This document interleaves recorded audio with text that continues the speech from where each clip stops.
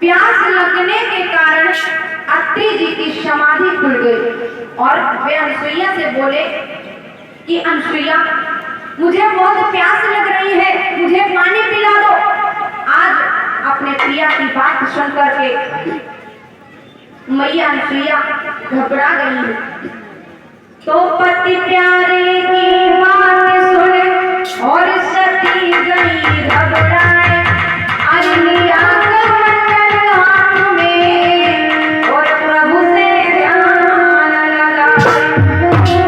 आज जैसे ही अत्रि जी की बातें सुनी है मैया अनसुईया ने, तो कमंडल को हाथ में लिया है और प्रभु जैसे ही कमंडल को ऊपर के लिए किया तो हुआ क्या है श्रोताओं, कि बादल न हुआ नहीं घटा भी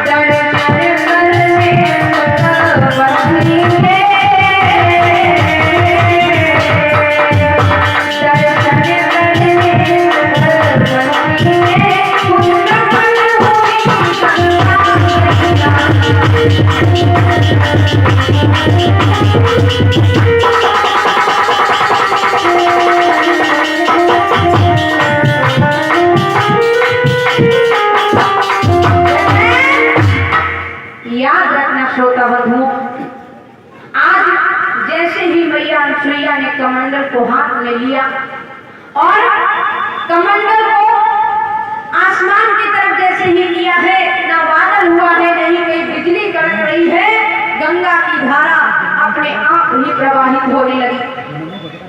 कमंडल को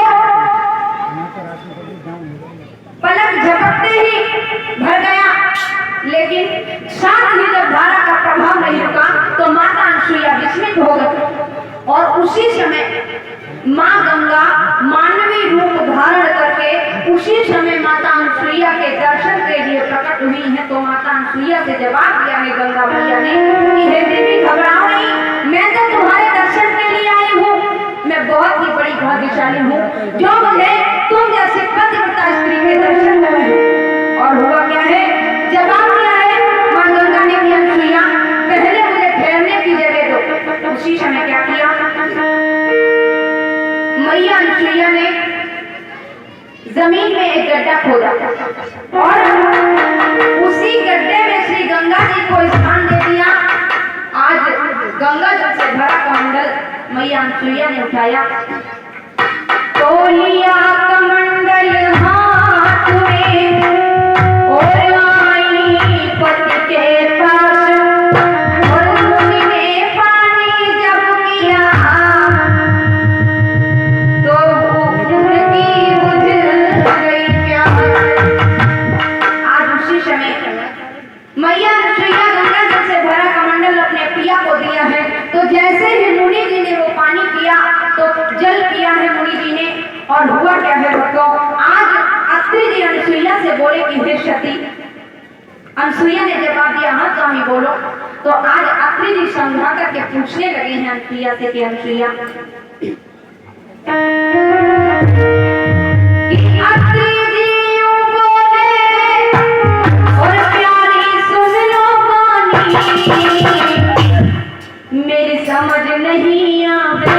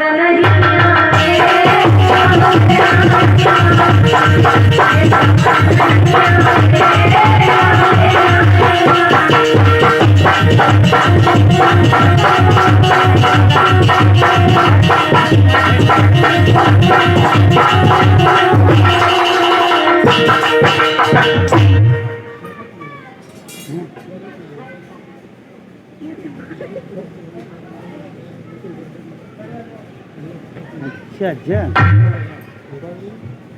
बोलिए गोविंद भगवान की।